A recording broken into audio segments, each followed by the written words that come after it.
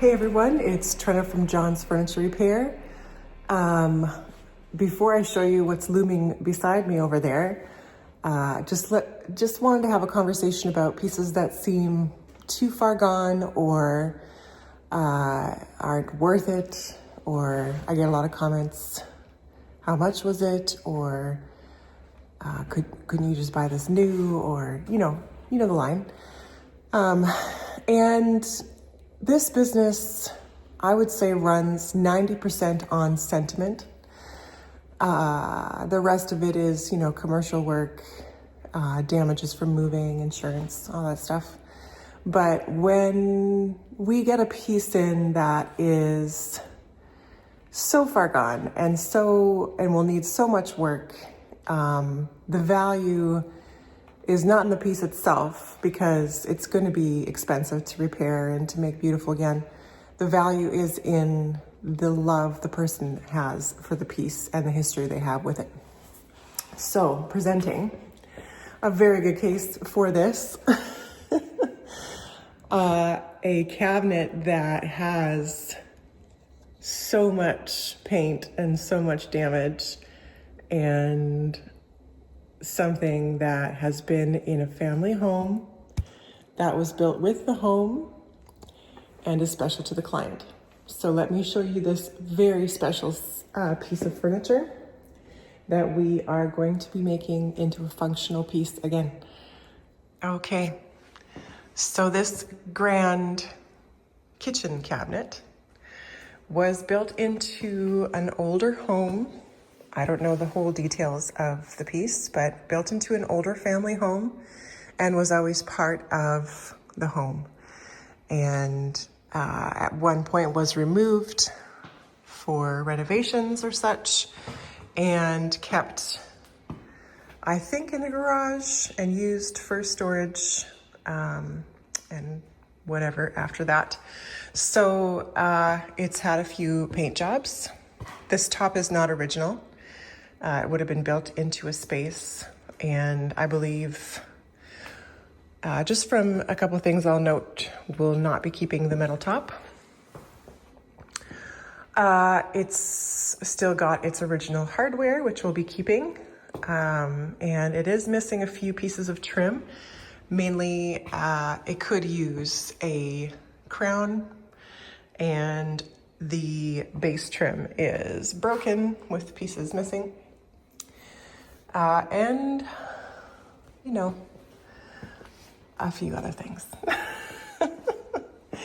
So this side here, you can see, was built into, or just not painted at some point. And it looks like there used to be a base trim of some sort on this section.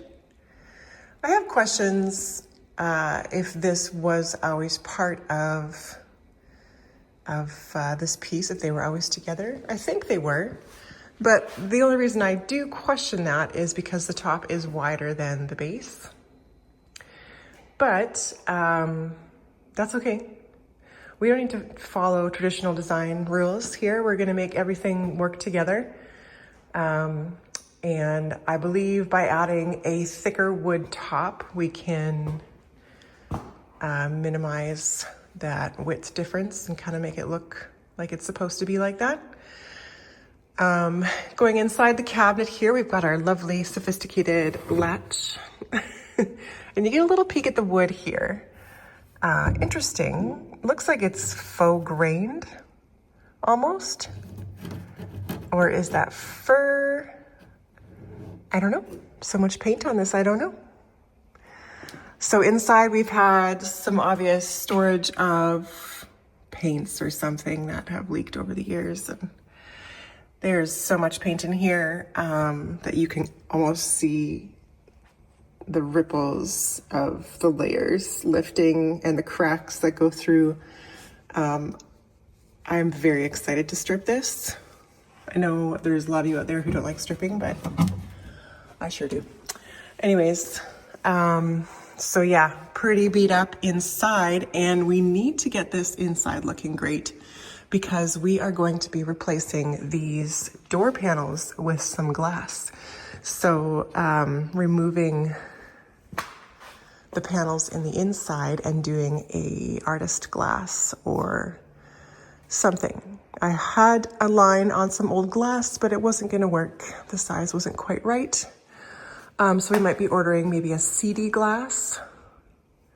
Something fun, not just plain glass. So yeah, and then this here is like a potato or root vegetable storage or flowers. I'm not sure. Really cool design, really simple. I'll show you how that works. And then these are obviously just storage and really dirty, but intact. And this here is supposed to be a pull-out cutting board, but we're going to be making a new butcher block for this because that's just some plywood that was slapped on after the fact. And obviously this front piece is cracked here. Got a piece missing off the drawer front right there. And I think every single one of these drawers is a different size slightly. This is something that would have been built with the house, with materials left over from building the house. So it's going to be interesting to see what we've got going on underneath all this paint. And I'm going to guess it's fur, just from a couple of little peekaboos I'm seeing. And that's great. That's fine. I can kind of see right there. That says fur to me. So hopefully we're kind of all fur and not fir, pine. Well, fir and pine would be fine, but like, I actually don't care. I think it'll look great either way. Whatever it is. It is a rustic, primitive piece built with a house in the prairies, and it is going to be something. So I'm going to stop talking about this. I think we've seen enough of the piece in this state, and I think she's waited long enough for a little glow up. So let's roll this sucker on down to the other end of the shop and start getting my head around it. I'm excited. Are you excited? I'm just a little bit scared. Just kidding. It's gonna be fun. Let's go. Okay, let's start with this top section. I'm gonna get off this lovely addition here. Okay, thank you for your service. All right. As you can imagine, the screws are full of paint. I keep some dental picks because they're pretty strong for that. Maybe I'll take the inside first.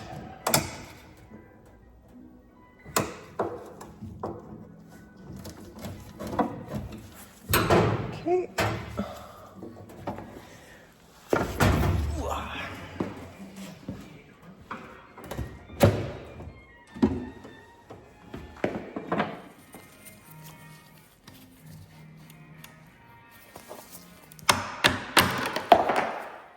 Okay, I don't even know how this is attached because I can't even see. Okay, so there's little screws there. Seems to still work. Spring's still intact in there.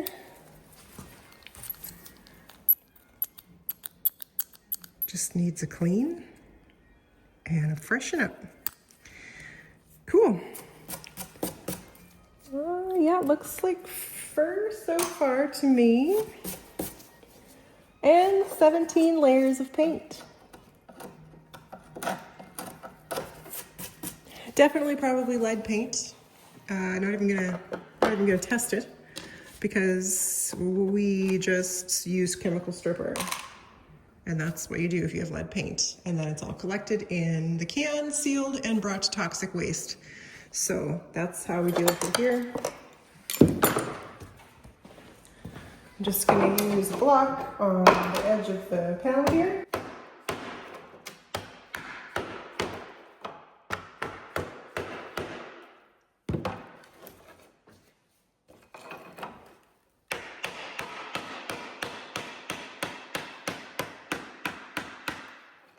And these are through tenons, so it'll be the whole length of this to be the part.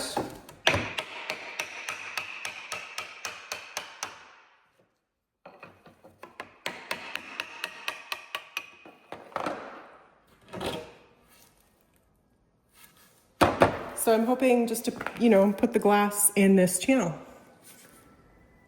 without doing any modifications. So I could cut away one side and do slats, but I don't really know why we would need to do that. The other side of this door has this piece here. So we'll get that off first. Repair at some point.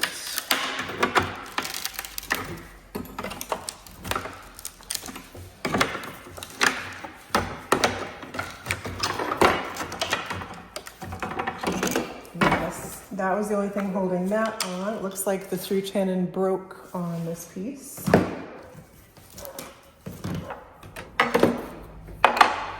Shop dog says somebody's here. Hey, someone just picked up a rocker.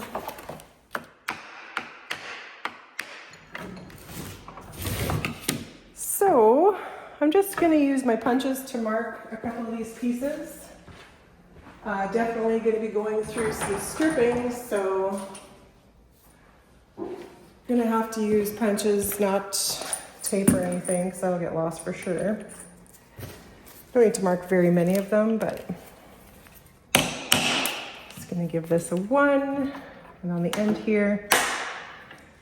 Okay, so I managed to kind of tip this onto the workbench here, and because we are putting glass in the doors, we need to make sure it looks, you know, just pretty in there. So I got to pull all these off for stripping. And honestly, I'm going to be taking this whole thing apart because it is so dirty inside that we just really need to get into every single nook and cranny.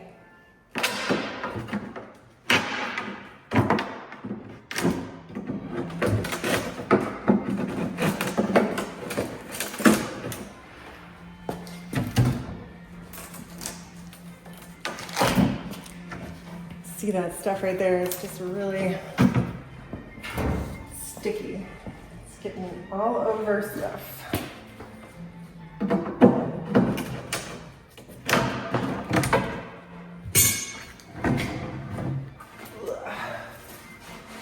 I don't know what it is. It's like glue or I don't know.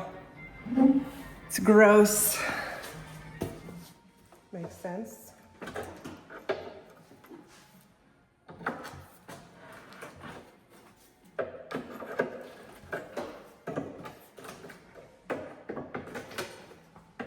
He just wants to stay there, right?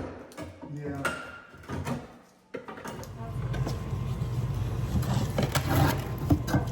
All right, let's see how it goes with all of these layers.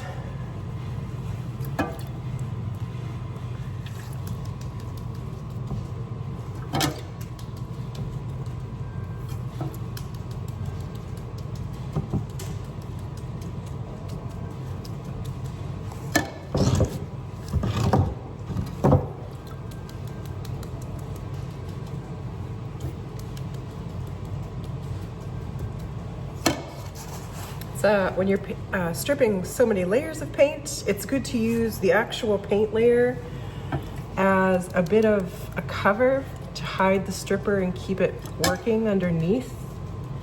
So you can get down to those 2nd, 3rd, 4th, 5th, 6th layers of paint. If you just scrape off your stripper right away, you're kind of losing that opportunity. This way it kind of keeps it moist in between the layers here. And this is going to take quite a bit of stripper for the layers of time that we've got to go, or layers of paint we've got to go through here. I've got one of the doors stripped already. This is a piece here, so we've got fur for the doors, and I think for most of it we'll have fur. And this stuff here doesn't come off very well. This will come out in the sanding, but that's kind of what we're looking at right now. Quite a bit of stripper will be used to get to that point. And because of that, I might switch up my paint removal method for some of the pieces, which I will discuss with you in a little bit after we get this piece off here. So I've got a piece of plastic here as well. I don't need this stuff to soak forever, but just so it stays moist and we don't lose any stripper action from it drying out too soon. The heater's on today, it's getting cold out, so that's a thing. So I'm gonna let that bake a little bit, and I'm just gonna show you where we're at on the rest of the cabinet. Okay, so this is the face frame here, and this is the back panel pieces that we've got. I've got all the nails out, which some of them I'll be using again. I've got them all kept in here, and this is kind of ready for the stripping. But what I'm gonna do is actually, because there is so much paint on things, these actually have way less layers of paint, the back panel here, than the face frame. The face of the whole cabinet has a lot of paint. So this is the face frame here. It's gonna have just as much paint as the door frames. And that's taking quite a bit of material to get through.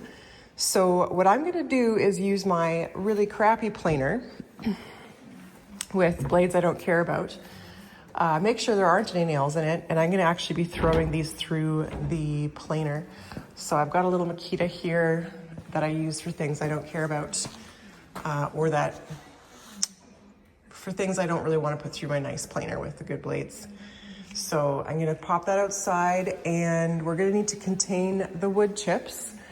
So I'll have to set up a plastic sheet that I can just gather those in, and definitely wear a mask with those things flying, because that's just, and then doing it outside as well, so that there's some airflow. Now, I haven't decided if I'm gonna do these as well, because there is so much less paint on these. I'm gonna see if stripping gets through this a little quicker. These are only painted on one side, thankfully. The back is raw wood.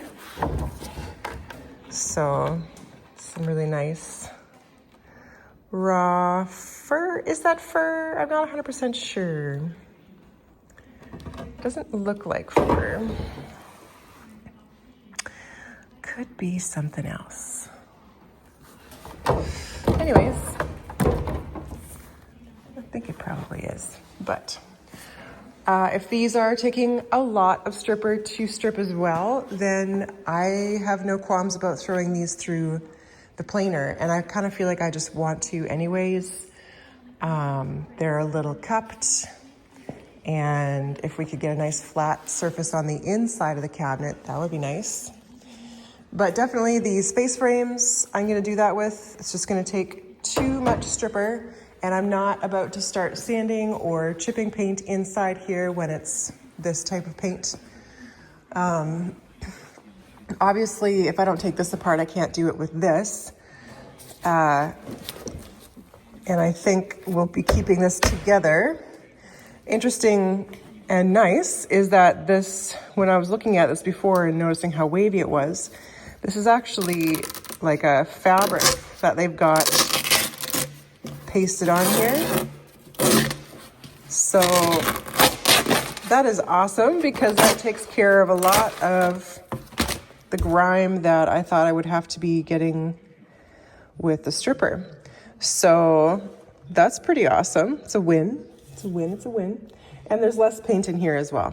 So although I could just take this apart and run everything through the planer, although these boards are too wide, I think we'll leave this together and maybe just get this joint closed up a bit. This board is kind of flared out and just pulling away there. So yeah, I can save some time on some of the things, but not all of the things.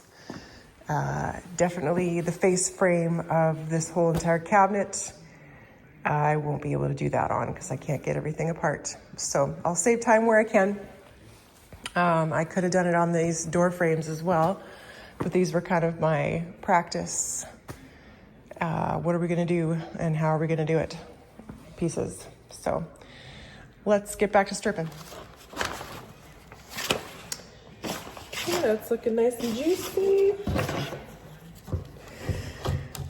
This won't get through all of the layers, but it'll get a few of them.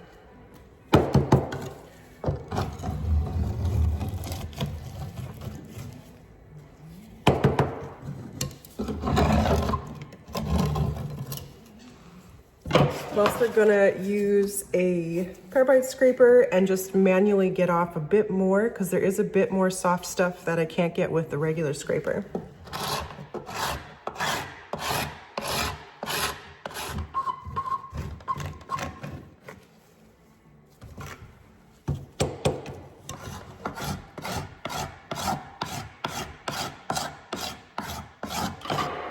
And then in for the second round.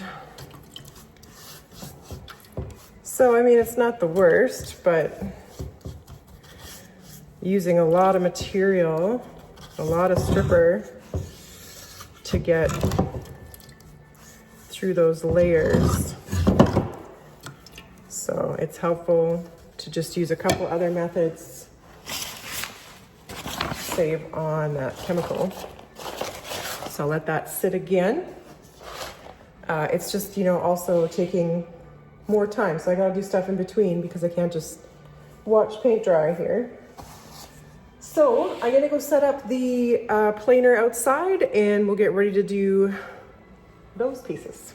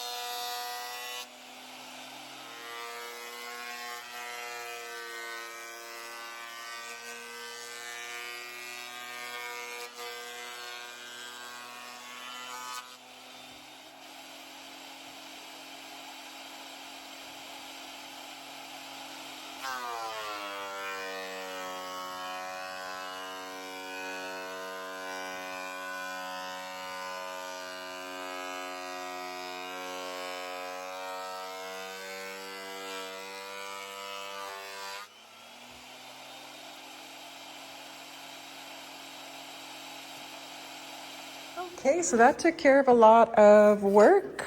I didn't want to go too far on these, so wherever it was too low, I just left, so I'll strip that. I didn't want to take off too much material.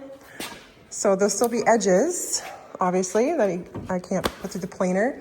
And then this one had something dripped on it in the cabinet, and I wasn't going to put that through the blades. So we'll get that cleaned off. And then these guys here, I did fronts and backs and just minimal. A little bit of the surface wood taken off, but mostly just paint. And then I also threw, so everything's the same thickness, the other panels and the door frames through, so everything is the same exact thickness for the face. So still got to do the edges on these, but that takes care of a lot of material that I don't have to get through with stripper. Well, I've made a decision. I'm gonna make new doors.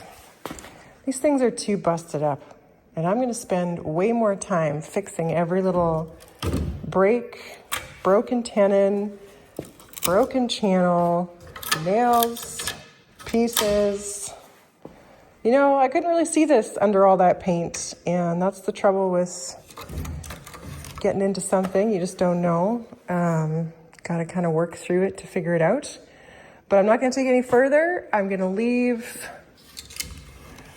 this as it is and say thank you for your service, and we will be making new doors. It's gonna take less time, and it's going to have better results than fixing these old ones will, because they're just, everything about them, like this entire piece is gone. The tenon's broken off, and almost every single tenon channel is split in two or has chunks missing, not to mention all of the other stuff that's going on with these. A little warped, a little off. So goodbye. And we'll move on to, wish I didn't have to strip them to find that out, but that's okay. It didn't take that long. We'll move on to finishing up the edges of these guys, because these are perfectly fine. And the planer cleaned up the faces of them really nicely. So let's pop these in the trough and do some edges. Okay, so while I'm stripping sticks, I've stripped one shelf here. This is pine. I'm not sure if all of this is going to be pine. I think the sides are fir, and then maybe the shelves are pine. But that didn't strip too bad. There's kind of a soaked area back here, which I think is urine. So I'm going to have to decontaminate that. Up here, I think is also urine, just from the smell. But it is on top of this cloth stuff that I've been peeling. So I'm gonna put my mask on, and we're gonna get this rest of this cloth stuff off of here. I do not want to breathe this.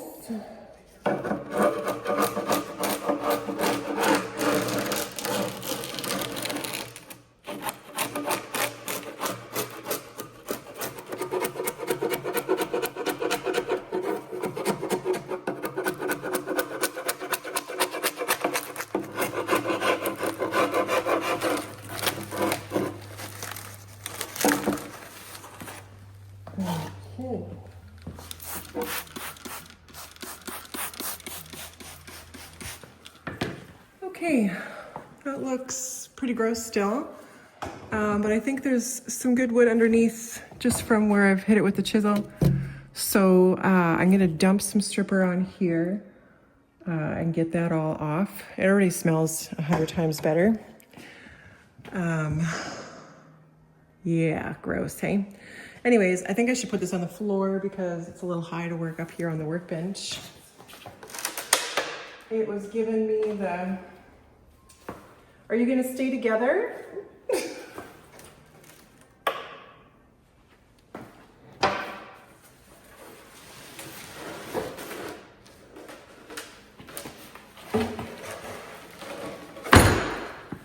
Honestly.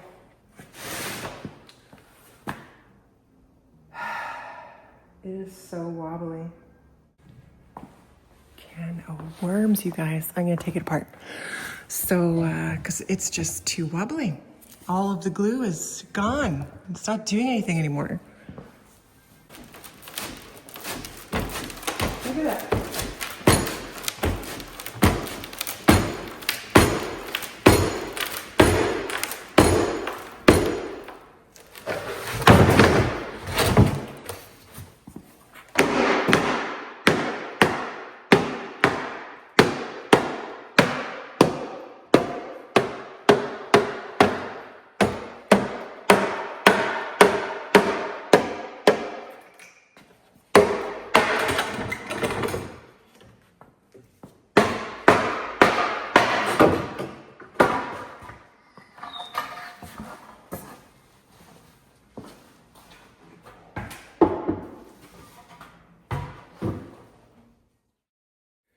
Okay. So, letting the cabinet make the rules, I guess.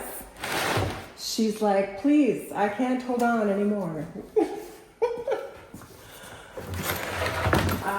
Okay, well, I guess we're regluing the whole cabinet. Make it easier for stripping anyways. And I can probably just throw these through the planer now. And you might say, but Trena, then your dado will be too small. No, it won't. And if it is, I'll put a shim in it. It's worth the time savings of throwing things through the planer. I've got one more sheet of this stuff to peel off. Where's my mask?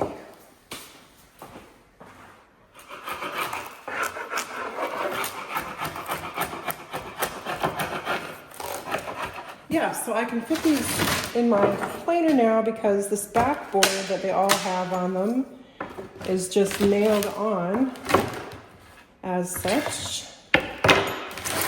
And that becomes the right width. This is the top.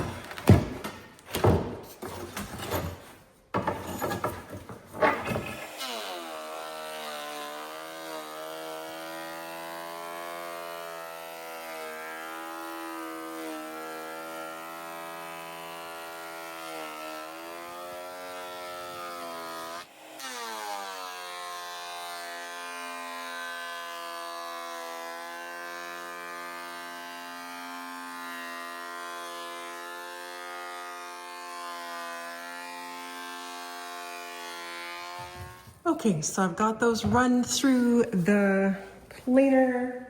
Works great. They are a little loose in here, but not very much. I'm gonna put a little strip of veneer on the bottom, and that's gonna take up the space perfectly, and it was totally worth the time savings. This is the top piece. There's just 2 nails in here. Super. And then I'll throw a couple clamps on it. It's not like a beautiful glue joint, but one thing we need to understand about this project is we're not trying to make this something that it's not. I'm fully aware of the very rustic nature of this, and I want to keep that. So these boards definitely got a warp. That'll be okay because when it's in the channel, it'll straighten itself out. I'm just going to support that a bit.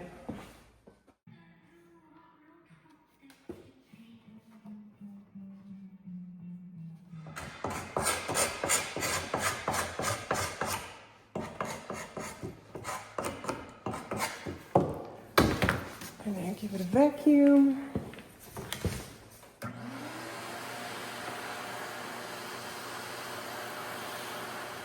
So basically my entire contents of my vacuum cleaner have to go into toxic waste as well, because as this project goes, I'm constantly vacuuming to contain chips of paint. There's like constantly stuff falling off of this piece. And so I've just been vacuuming every 10 minutes or so to contain the lead paint or whatever else is on there, because I know it's full of garbage.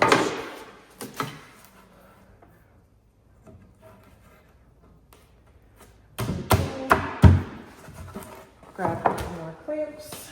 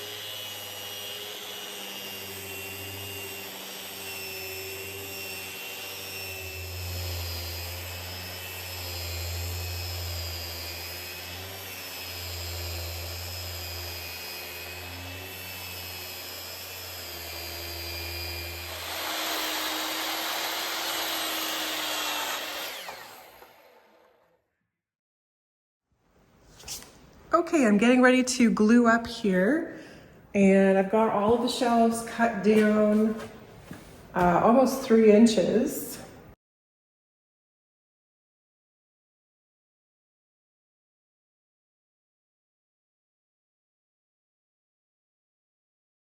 And I've also made these little filler sticks because we did plane them down.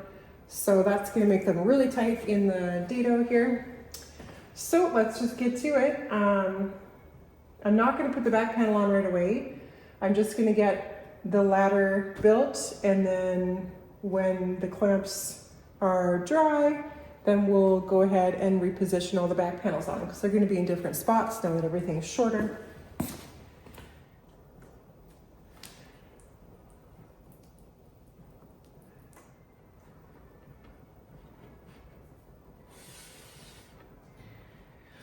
Okay, I've got the front marked here. Just gonna line up that front edge. These are pretty good for the width.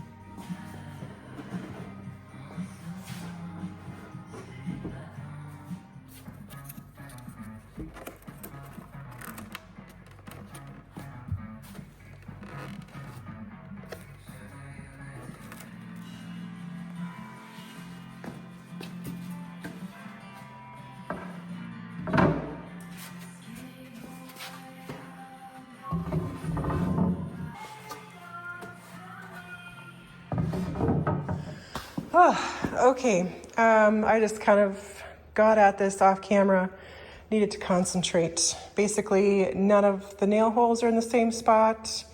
We've made it shorter, we've made it different. Had to cut off the back panel to make it fit. Back panel is very wonky. The boards are not the same width. It's always hard working with something that was built on site and not really meant to be furniture, because it's always a little weird. So I'm just about to flip this on its back and get the face frame fitted. I had to add wood to the pieces. The panels had shrunk, so little shims like that across, so the back panel actually contacts the shelves, so we can screw that on. We are going to be putting a crown over top of this. That top part of the board is just so full of cracks and stuff. I had to countersink some pan head screws. That's the only way it was going to attach itself to that board. So the rest of them are just 3 screws across, 2.5 inch screws across, and that is nice and tight. So let's flip this around and fight with the face frame.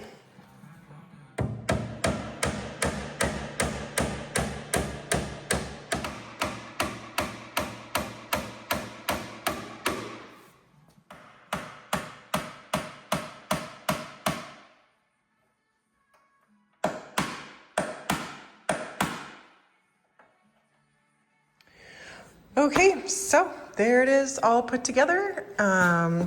Cut down just the top frame and recentered that post for the doors. And you know, maybe we don't even need doors. I'm going to talk to my client about that.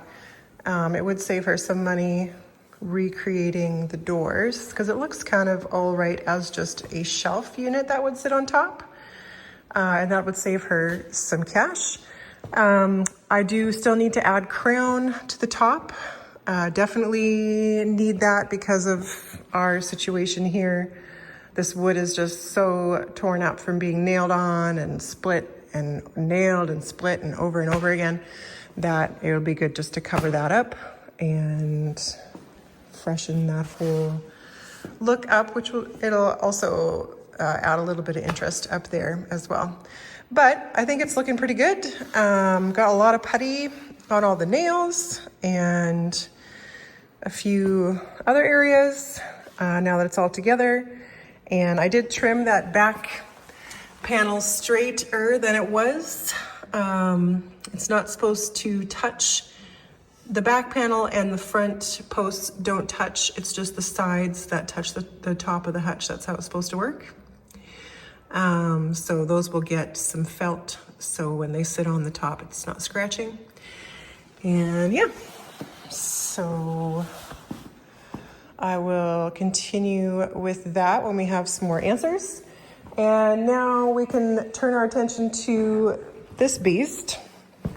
I'm gonna get everything apart and just kind of start working around and cleaning up all this paint and everything else. I'm gonna try to take off as much trim as possible just so I can get into these recessed panels for sanding. It's gonna be really difficult to sand without that off, but we'll see if that's even possible. So let's get these drawers out and see what we're working with here. There we go.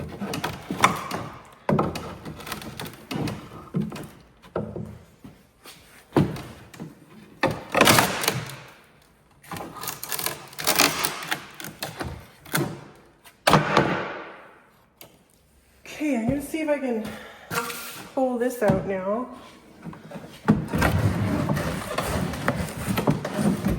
There we go.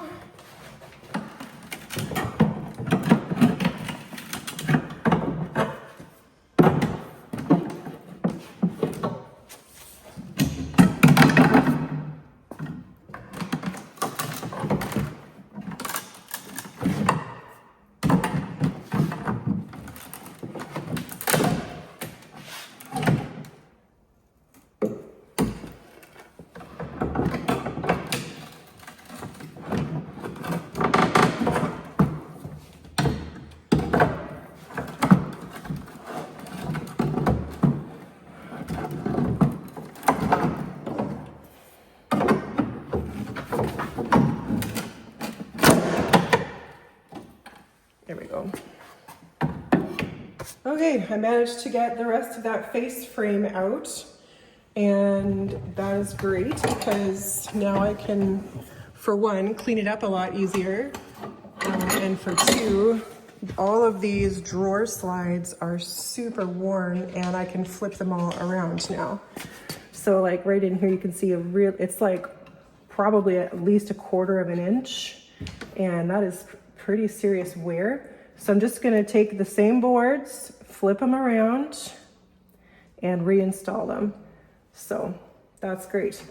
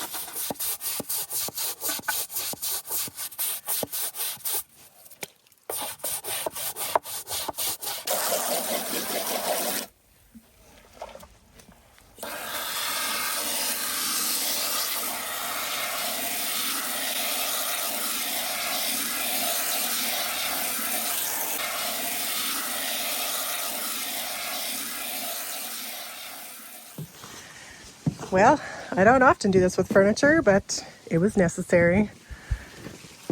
Gonna let it sit out here in the wind for a while.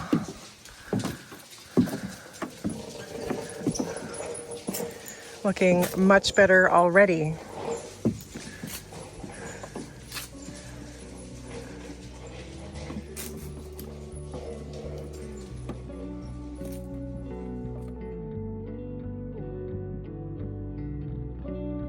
Stay tuned. Can Trena bring this rough piece back from the brink of disaster?